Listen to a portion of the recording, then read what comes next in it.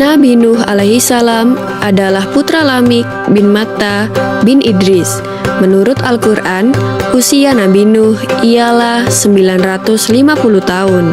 Setelah Nabi Idris meninggal dunia, perilaku manusia pada saat itu semakin menyimpang. Begitu juga kaum Nabi Nuh yang menyembah berhala. Al-Quran menyebutkan hal ini dalam surat Nuh ayat 23 yang berbunyi, mereka berkata, jangan kamu tinggalkan Tuhan-Tuhan kamu, dan jangan kamu tinggalkan Wat, Suwa, Yaguts, Ya'uk, dan Nasr, yang merupakan nama dewa-dewa mereka.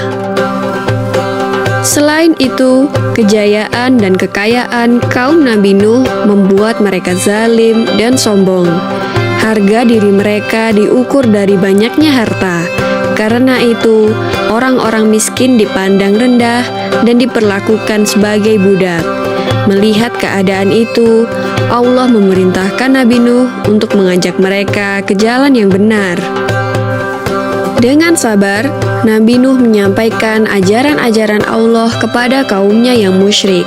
Nabi Nuh lalu berkata kepada kaumnya seperti yang dijelaskan Al-Quran dalam surat Hud ayat 25-26 yang berbunyi, dan sesungguhnya aku memperingatkan kamu akan siksaan Allah dan aku menjelaskan kepadamu jalan keselamatan.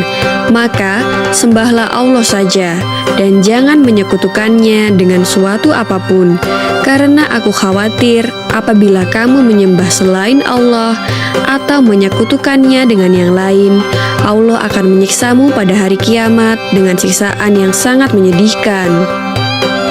Ternyata dakwah Nabi Nuh tidak diterima dengan baik. Mereka malah menghina dan meremehkan Nabi Nuh dan pengikutnya yang miskin.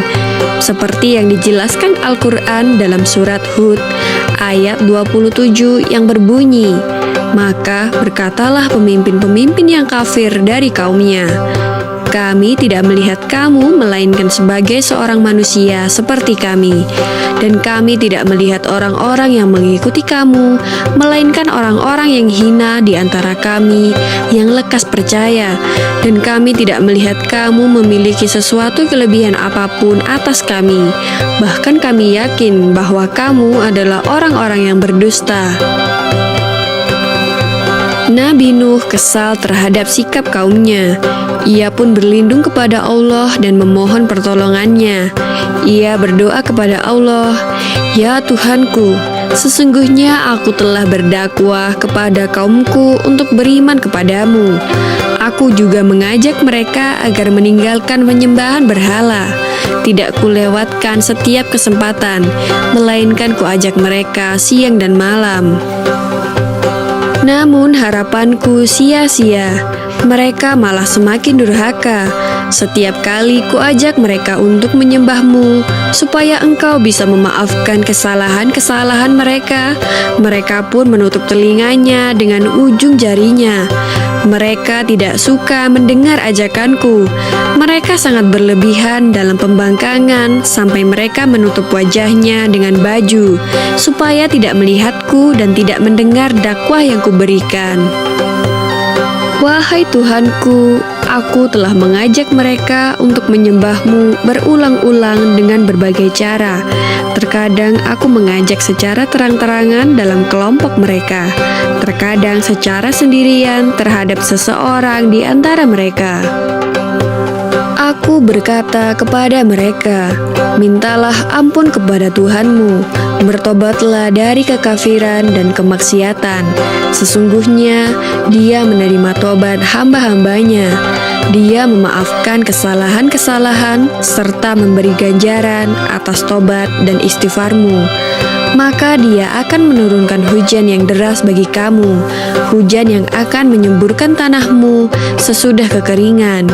Dia memberi rezeki kepadamu berupa harta benda untuk kamu nikmati dan mengaruniai anak-anak yang akan membantu kamu.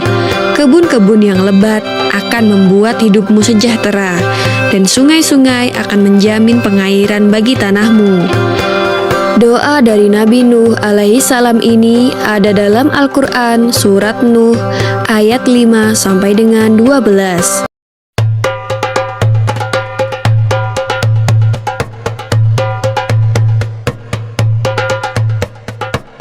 Nabi Nuh merupakan keturunan ke-9 dari Nabi Adam alaihi salam. Pada masa itu, setiap manusia memiliki usia yang panjang. Nabi Nuh diangkat oleh Allah menjadi nabi dan rasul pada usia 480 tahun. Sepanjang usianya tersebut, Nabi Nuh terus berdakwah dan mengajak kaumnya tanpa kenal lelah. Meskipun Nabi Nuh telah berdakwah dalam jangka waktu yang lama, namun hanya dari kalangan orang-orang miskin yang mau mendengarkan beliau. Hal ini mengakibatkan kaum Nabi Nuh yang merupakan orang terpandang dan kaya raya tidak mau mengikuti ajaran Nabi Nuh karena mereka tidak sudi berdekatan dengan orang-orang rendahan. Mereka menganggap bahwa derajat mereka lebih tinggi daripada Nabi Nuh dan para pengikutnya. Bagi kaum yang durhaka itu, Nabi Nuh merupakan manusia biasa yang tidak mempunyai kelebihan apapun. Alasan itulah yang mereka gunakan untuk tidak menaati ajaran yang dibawa Nabi Nuh.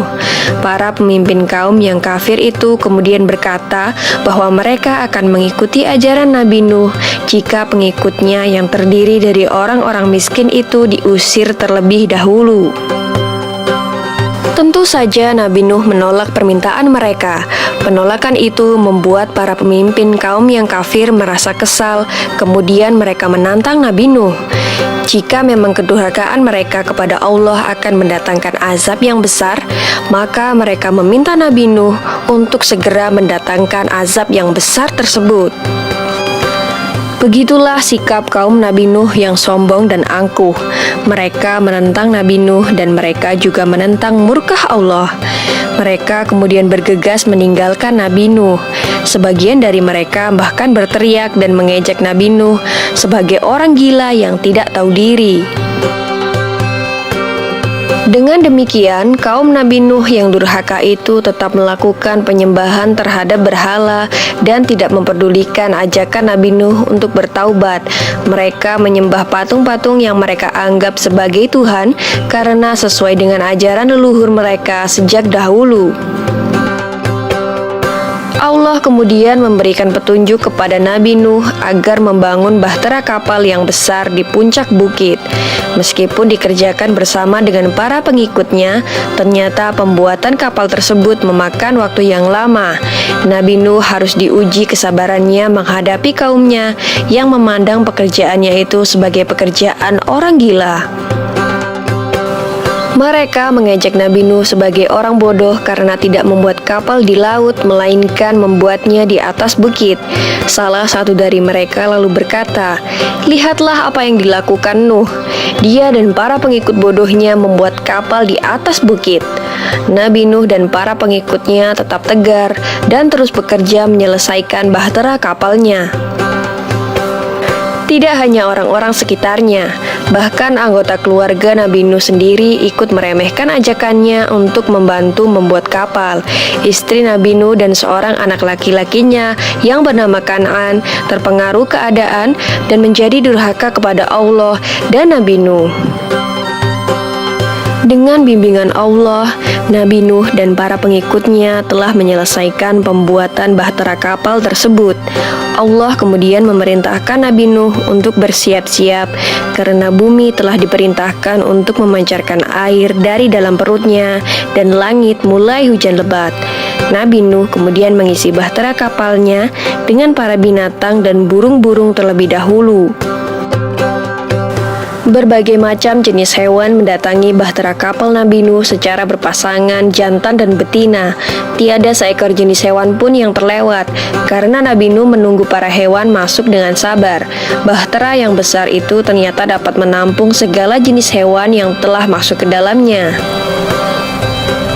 Dalam sekejap, banjir bandang melanda seluruh bumi yang mengakibatkan seluruh daratan mulai menghilang.